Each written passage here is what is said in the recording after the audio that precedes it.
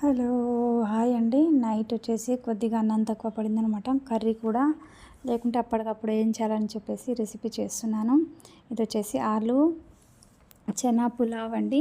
ఇక్కడ 2 medium size ఆలుగడ్డల్ని, ఒక medium size ఉల్లిపాయను, 2 medium size ఆలుగడ్డలను అయితే సన్నగా మీడియం సైజులో కట్ చేసి పెట్టేసుకున్నాను. 4 పచ్చిమిరపకాయలు, కొత్తిమీర, పుదీనాను కూడా కడిగి వాష్ చేసి పెట్టుకున్నాను. కొద్దిగా బియ్యాన్ని అండ్ శనగపప్పును కూడా నానబెట్టుకున్నాను.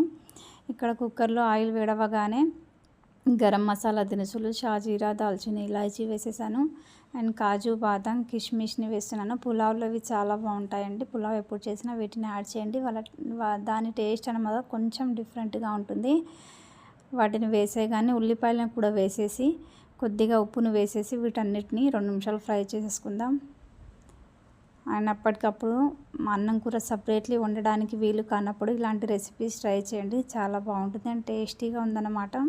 అండ్ కలర్ఫుల్గా కూడా ఉంటుంది. జస్ట్ కర్రీ వండినంత టైంలోనే మనకు అన్నం సపరేట్లీ వండాల్సిన అవసరం ఉండదన్నమాట. ఇప్పుడు ఇందులో అల్లం వెల్లుల్లి పేస్ట్ వేసేసుకొని 2 నిమిషాలు కలిపేసుకుందాం పచ్చివాసన పోయేంత వరకు.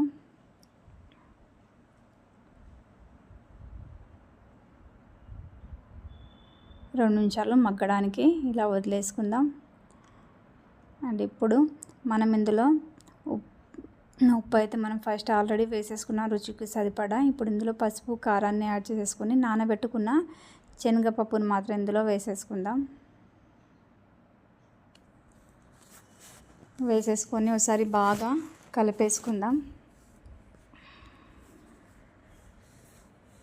ఉప్పు, కారం అంతా దీనికి పట్టేటట్టు, ఎందుకంటే శనగపప్పు హార్డ్గా ఉంటుంది కదా, అందుకే ఫస్ట్ వేసేసుకొని కలుపుకోవాలన్నమాట.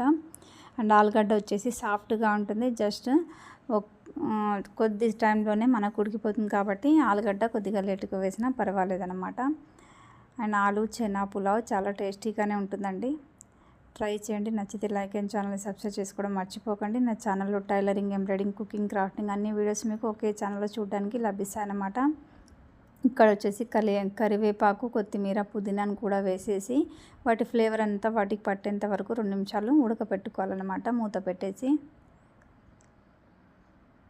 నేను వీడియో మాత్రం లెంతీ అవుతుందని చెప్పేసి అక్కడక్కడే ఫాస్ట్గా చూపిస్తున్నానండి.